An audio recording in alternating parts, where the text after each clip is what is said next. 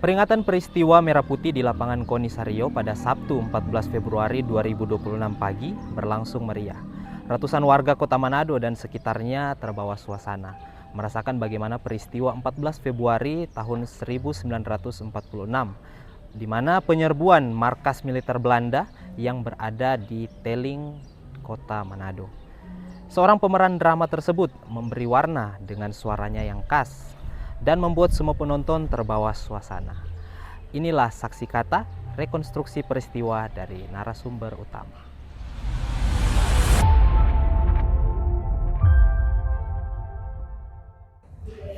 Oke, Kak Ingrid mungkin boleh menceritakan lah bagaimana perasaan waktu terlibat dalam acara atau drama kolosal pada tanggal 14 Februari yang lalu, Kak.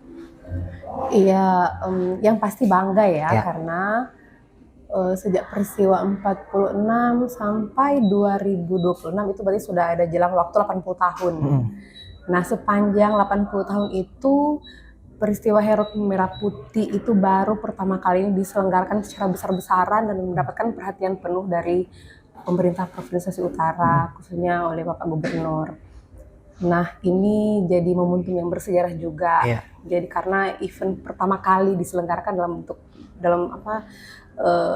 secara besar-besaran lah begitu. Jadi otomatis ada perasaan bangga karena bisa menjadi bagian dari momentum bersejarah ini. Gitu. Nah, jadi hal yang membanggakan dari pertunjukan kolosal ini adalah selain karena mengangkat peristiwa bersejarah, keseluruhan cerita atau rangkaian cerita dari pertunjukan kolosal Merah Putih itu disutradarai oleh Gubernur Kebanggaan Sulawesi Utara, Bapak Maijen Purnawirawan Julius Silvanus SE. Jadi seluruh rangkaian cerita itu beliau yang buat sendiri, didampingi oleh sejarawan. Baru kemudian pada pementasan teknisnya kemudian dibantu atau disutradari oleh Pak Saputro Adi Nugroho yang merupakan tenaga ahli urusan khusus presiden bidang pertahanan. Nah, jadi memang sebuah kebanggaan sekali bisa terlibat dalam pertunjukan ini karena disutradarai secara khusus oleh Bapak Gubernur. Jadi ini merupakan hal yang unik juga yang perlu diketahui oleh kita semua bahwa gubernur kita adalah gubernur yang juga mencintai seni dan sangat peduli dengan kelangsungan kesenian di Sulawesi Utara. Gitu. Oke, Kak, mungkin dari acara atau drama tersebut, Kak, ada berapa banyak pemeran ini, Kak, yang Kak ketahui? Wah, banyak sekali, ada ratusan pokoknya. Karena ini melibatkan keturunan keluarga pahlawan yang memang main langsung juga memerankan pahlawan-pahlawannya, terus melibatkan TNI, Angkatan Darat, dan juga pegawai negeri sipil Pemprov Sulawesi Utara. Bahkan ada juga dari PNS dari Minahasa yang main. Jadi ini sudah merupakan kolaborasi dari unsur sipil dan militer, jadi tergabung bersama untuk memperkuat kolosal ini. Jadi memang banyak sekali, ada ratus pokoknya ya. Karena kalau dari kasat matanya kan juga orang boleh lihat banyak sekali ini yang ikut, tentara, sipil itu banyak sekali. Ada sampai ratusan, pastinya kita kurang tahu berapa jumlah pastinya, tapi yang pasti banyak gitu. Karena selain pemain juga yang terlihat di lapangan, ada juga pendukung-pendukung yang bagian properti itu kan, bagian properti itu banyak sekali yang terlibat dalam acara pertunjukan. Iya, besar sekali itu, Kak. Kak, ini kan Kak Ingrid sebagai pengisi suara di drama atau acara tersebut dan juga menjadi pemeran lah. Mungkin dari Kak perasaannya seperti apa, Kak? Bisa terlibat langsung lah.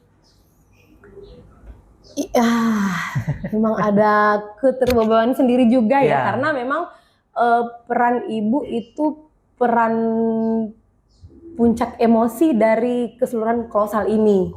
Dari proses perjuangannya sampai kepada adegan terakhir ada pejuang muda yang meninggal, itu memang tokoh itu yang benar-benar nyata, dia meninggal pada waktu itu. Memang peran ibu ini termasuk peran yang fiktif, tapi peran yang menjadi puncak emosi dari keseluruhan kolosal ini. Jadi memang ada perasaan tanggung jawab khusus Tanggung juga supaya bagaimana bisa memerankan tokoh ibu ini dengan baik. Jadi Oke. memang waktu itu kita suaranya diambil secara dubbing, direkam tersendiri waktu Oke. itu.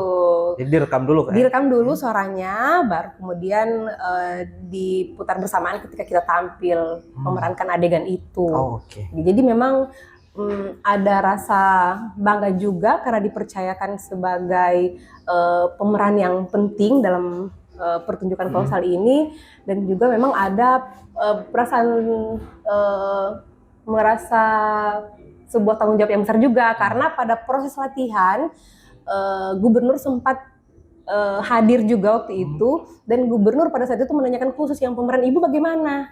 Jadi saya mendapatkan pesan khusus dari Pak Gubernur sebagai sutradara utama dari pertunjukan kolosal ini. Dinotis langsung. Iya, dia jadi bilang yang peran ibu siapa? Oh, saya langsung angkat tangan toh. Terus dia bilang, jadi yang peran ibu harus kuat ya karakternya, harus betul-betul menangis, harus betul-betul mengekspresikan, emosinya harus naik, emosinya harus bagus, ekspresinya harus bagus, supaya bisa menggugah orang yang melihat pertunjukan ini. Jadi memang dinotis langsung dan diberikan penguatan karakter langsung dari Pak Gubernur di saat latihan. Oh, oke. Itu latihannya berapa lama itu, Kak?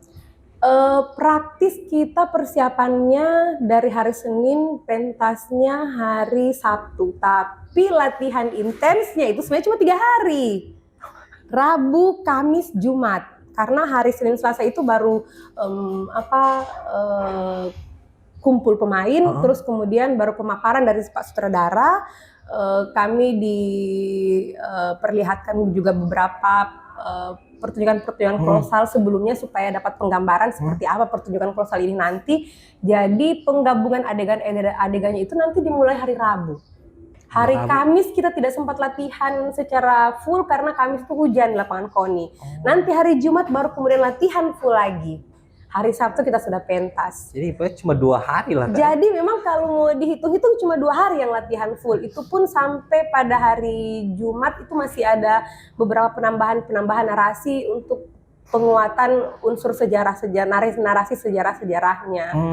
Bahkan hari Jumat itu kita tidurnya, bukan hari Jumat sampai Sabtu jam 3 subuh itu masih ada penambahan narasi, tapi untuk narasi narasi untuk mengantar cerita begitu. Bahkan musiknya juga masih di mixing, masih ada penambahan musik supaya karakternya supaya bisa mendukung adegan-adegan yang ada dalam penampilan begitu. Oke. Jadi Kak, waktu itu kan berperan sebagai ibu. Itu maksudnya Kak ada rasa gugup Kak atau seperti apa? Atau mungkin awalnya ini bagaimana Kak, di casting atau seperti apa nih Kak sampai jadi pemeran ibu? Karena kan sial sekali nih. Jadi awalnya keterlibatan saya di drama kolosal ini bukan sebagai pemain. Waktu itu saya diminta bergabung untuk penguatan karakter dari setiap pemain karena ada kan adegan rapat, ada adegan masyarakatnya. Jadi saya diminta bergabung untuk itu.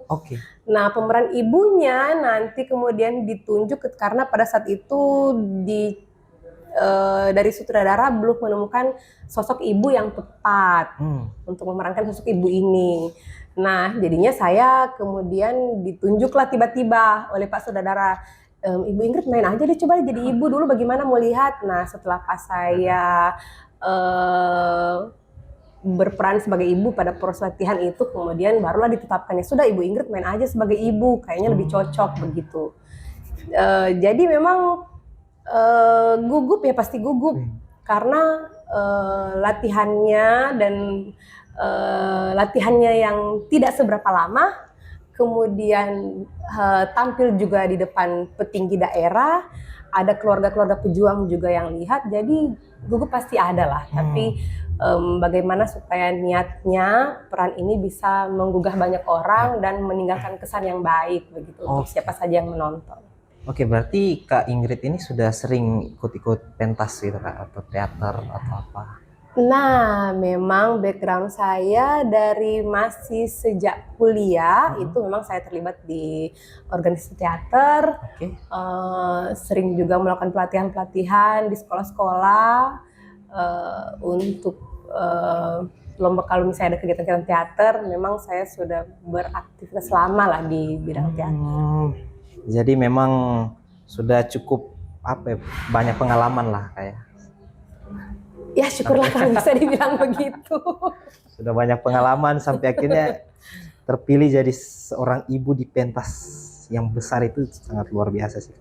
Oke Kak, mungkin banyak dari orang yang belum tahu tentang Kak. Mungkin bisa Kak jelaskan profilnya Kak seperti apa, kemudian Kak kuliah di mana, dan kenapa sampai tertarik masuk ke dunia teater ini. Oke, saya aktivitas sehari-hari itu bekerja sebagai PNS di Dinas Pariwisata Provinsi Sulawesi Utara. Terus kalau kuliah ya saya alumni Unima. Nim. Iya, S1 S2-nya di Unima.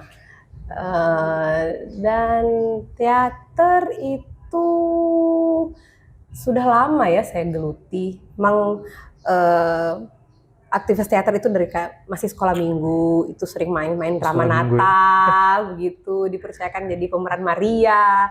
Terus lama kelamaan mungkin karena lingkungan keluarga saya juga seni, papa saya itu dosen seni rupa, dia juga dalam drama-drama gereja sering tampil. Nah barangkali karena sering melihat itu, kemudian pas kuliah di kampus ada organisasi teater lah, saya ikut bergabung lah di situ. Jadi kemampuan teater saya juga diasah dan dilatih sejak masih kuliah. Memang sudah mengikuti latihan-latihan secara intens. Oke, siap Kak. Oke Kak, mungkin ada tinggal beberapa pertanyaan terakhir. Mungkin Kak sudah ikut banyak pentas khususnya di Kota Manado maupun di Sulawesi Utara lah. Mungkin dari Kak, pandangan Kak untuk teater di Sulawesi Utara ini seperti apa? Apakah banyak peminatnya atau mungkin seperti apa? Ya kalau di zaman saya dulu mungkin masih agak kurang ya, tapi kalau sekarang itu organisasi teater di Sulawesi Utara atau di Manado itu sudah banyak. Apalagi khusus untuk Gereja Gemim, itu kan setiap tahun diadakan lomba teater tingkat remaja sampai pemuda. Bahkan juga di gereja KGPM juga dalam kegiatan-kegiatan seni kepemudaannya juga sudah ada lomba-lomba teater. Jadi saya pikir mulai dari situ kemudian banyaklah teater-teater yang berbasis gereja atau berbasis keagamaan itu mulai tumbuh.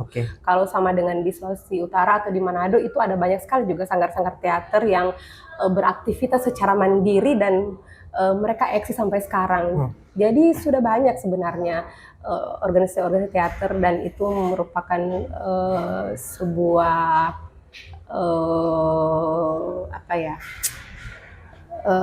hal yang positif ya, kalau misalnya ada banyak anak-anak muda yang terlibat dalam kegiatan-kegiatan seni seperti itu. Oke, siap Kak. Terkait lagi dengan drama kolosal Peristiwa Merah Putih, mungkin ada dari yang Kak sudah lihat di 14 Februari kemarin, mungkin apakah ada masukan mungkin atau saran untuk bisa mungkin dilakukan pada tahun depan atau tahun-tahun mendatang Kak? Ya, karena ini adalah langkah pertama Merah Putih itu dipentaskan secara kolosal. Jadi tentu saja selain momentum bersejarahnya bisa dirayakan, tentu saja ya secara teknis pastilah ada kekurangan-kekurangannya begitu. Tapi secara keseluruhan ini merupakan sebuah momentum yang besar. Dan barangkali bisa juga menjadi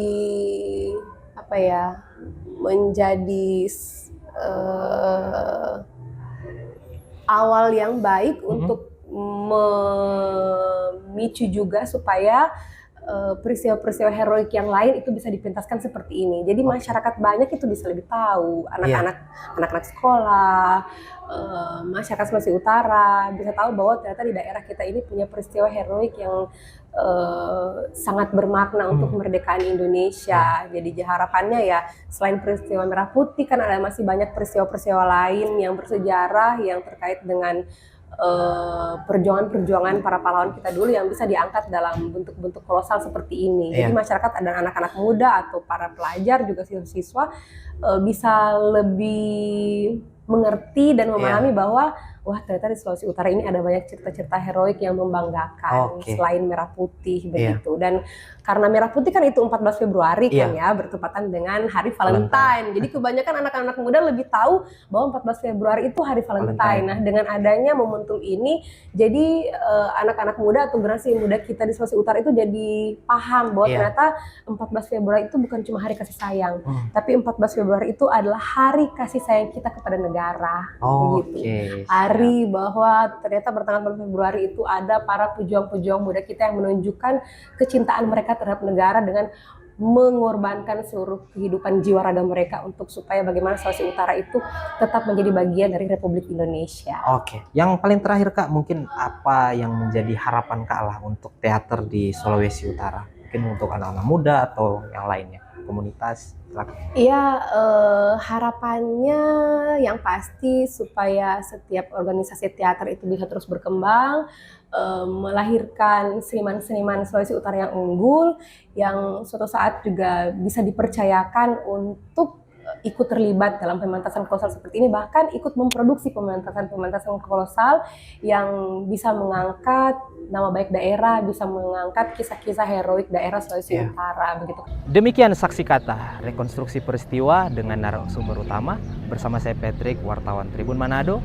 Terima kasih. Download Tribun X sekarang, menghadirkan lokal menjadi Indonesia.